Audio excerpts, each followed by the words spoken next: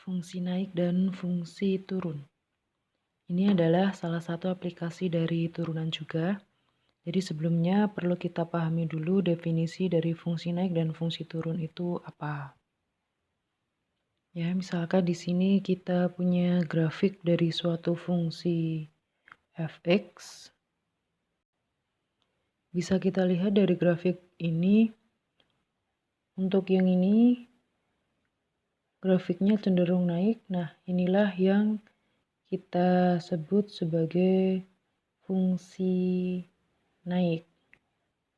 Kemudian untuk yang grafik ini pergerakannya grafiknya menurun ke bawah. Nah, inilah yang kita sebut sebagai fungsi turun. Selanjutnya, secara matematis bisa kita tuliskan untuk definisi dari fungsi naik dan fungsi turun, yaitu sebagai berikut. Yang pertama untuk fungsi naik dulu. Untuk fungsi naik dari grafik ini, misalkan di sini kita punya satu titik yaitu x1, kemudian pasangannya di sini adalah fx1 dan ada satu titik lagi di sini kita punya x2. Pasangannya adalah fx2. Kalau kita bandingkan untuk fungsi naik, nilai dari x1 dan x2, x1 di sini nilainya kurang dari x2. Dan untuk fx1-nya, fx1 di sini nilainya juga kurang dari fx2. Ini untuk fungsi naik. Kemudian untuk fungsi turun,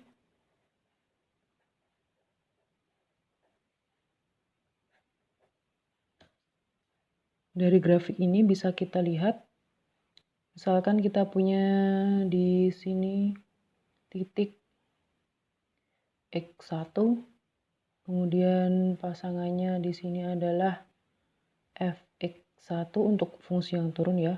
Kemudian ada satu titik lagi, ini nilainya x2. Kemudian pasangannya di sini nilainya adalah fx2 untuk fungsi yang turun. Kalau kita bandingkan, nilai dari x1 dan x2 itu adalah x1 kurang dari x2. Sedangkan untuk fx-nya, fx1 di sini lebih besar dari fx2. Jadi untuk fungsi turun itu fx1-nya lebih dari fx2. Ya, ini adalah definisi untuk fungsi naik dan fungsi turun. Selanjutnya, kita akan mencoba menentukan interval di mana fungsi itu dikatakan naik dan fungsi dikatakan turun. Ya, masih dengan grafik yang sama ya, dengan grafik sebelumnya. Kita akan menggunakan garis singgung kurva. Jadi, kita akan mencoba menggambarkan dulu garis singgung dari kurvanya. Ya, ini untuk fungsi naik.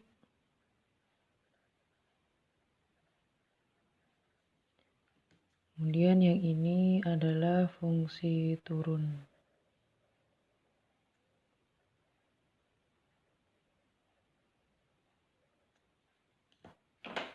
Kita coba gambarkan garis singgung kurvanya.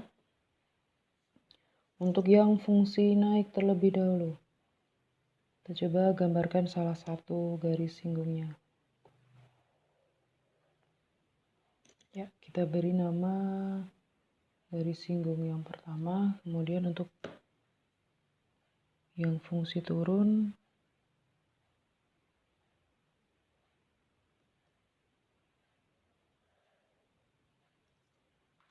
kita beri nama garis singgung yang kedua, GS2. Oke. Seperti kalian tahu bahwa gradien atau M itu adalah nilai dari tan alfa. Jadi Di sini kita punya gradien garis singgung, itu adalah sama dengan tan alfa. Oke, alfanya itu dari, kalau kita perhatikan garis singgungnya di sini membentuk suatu sudut ya.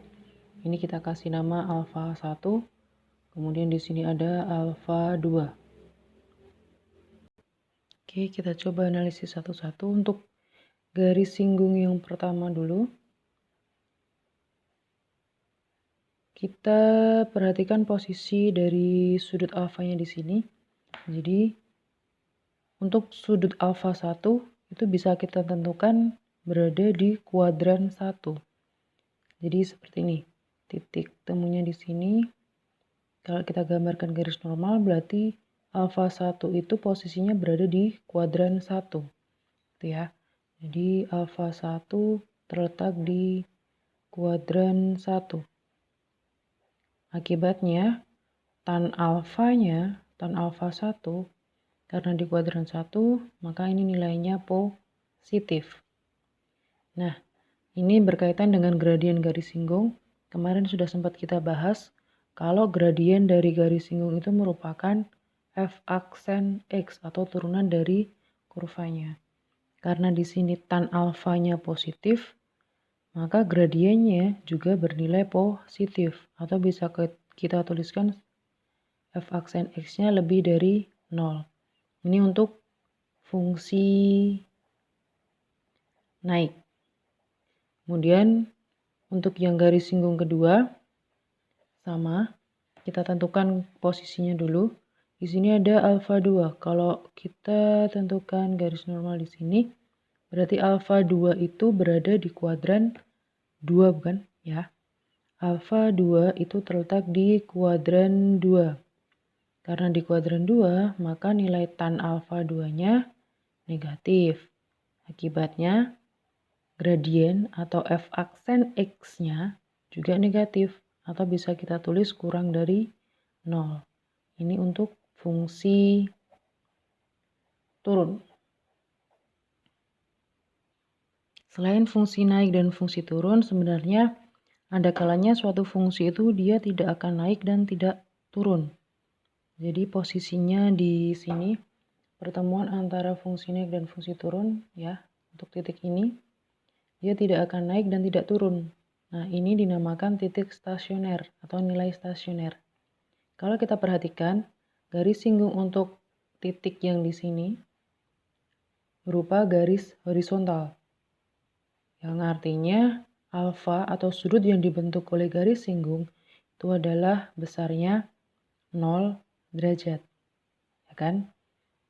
Nah, maka tan alfanya, tan 0 derajat itu nilainya 0. Akibatnya, M atau f aksen x-nya, gradiennya juga sama dengan 0. Nah, untuk kasus yang ini tadi disebut titik stasioner atau nilai stasioner. Oke, jadi posisi yang di sini, bisa juga di sini, itu adalah titik stasioner.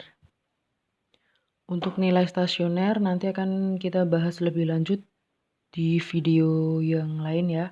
Jadi sekarang kita coba cari contoh soal yang berkaitan dengan fungsi naik dan fungsi turun. Oke, ini ada contoh soal, saya ambil dari modul halaman 31. Yang nomor 1 contohnya adalah tentukan interval grafik fungsi fx sama dengan x kuadrat min 2x naik dan fungsi tersebut turun.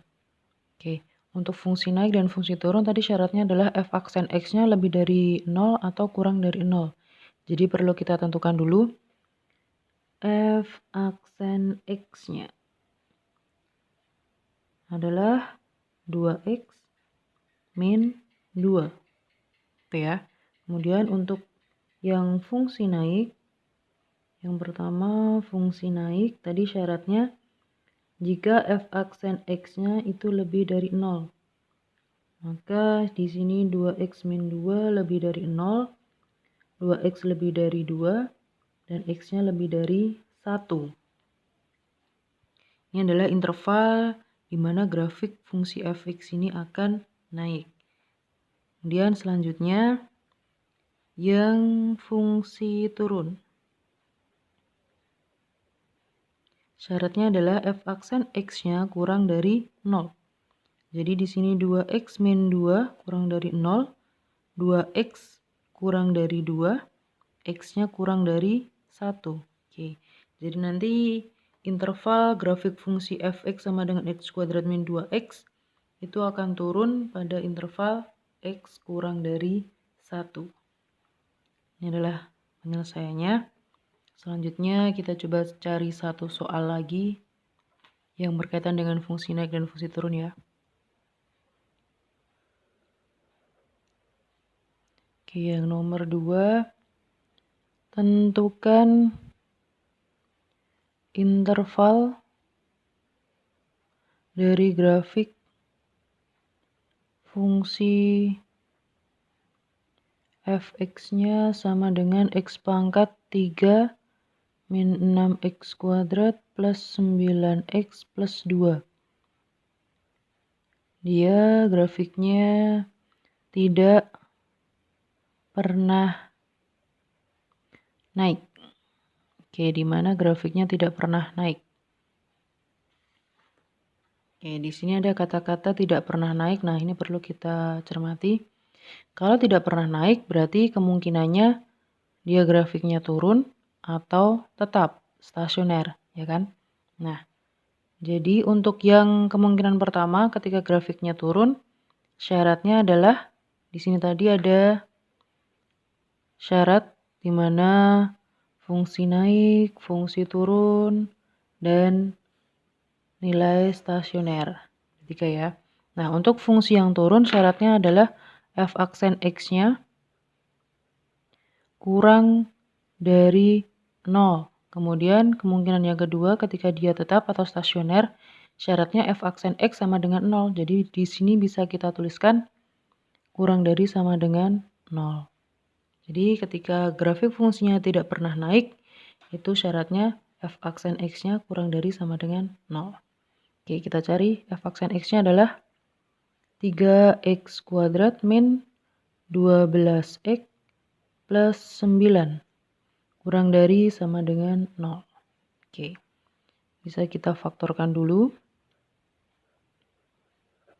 Di sini 3x, di sini x. Kalau dikalikan 9, berarti kemungkinannya bisa 3 sama 3. Oke, kita cek. Di sini 3 dikali 3, 9, tambah 3, 12 bisa ya. Oke, tandanya di sini negatif, ini juga negatif. Kemudian kita cari pembuat nolnya. Untuk yang 3x min 3, kita sama dengankan 0 dulu. Hasilnya adalah x sama dengan 1. Atau untuk yang x min 3 sama dengan 0, x-nya adalah 3. Ini untuk pembuat nolnya. Kemudian karena di sini tandanya pertidaksamaan, berarti perlu kita gambarkan di garis bilangan, ya kan? Kita punya di sini 1, kemudian ada 3. Oke, karena tandanya ada sama dengan, berarti di sini ikut penuh. Ya. Untuk menentukan tandanya, kita cek.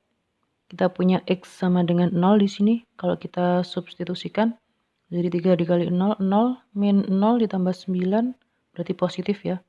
Di sini positif, ini negatif, ini positif. Karena yang diminta tandanya di sini kurang dari sama dengan, yang kita ambil yang tanda negatif. Nah, jadi ini adalah interval yang diminta. Grafik fungsi fx, x pangkat 3 min 6x pangkat 2 ditambah 9x ditambah 2 tidak pernah naik pada interval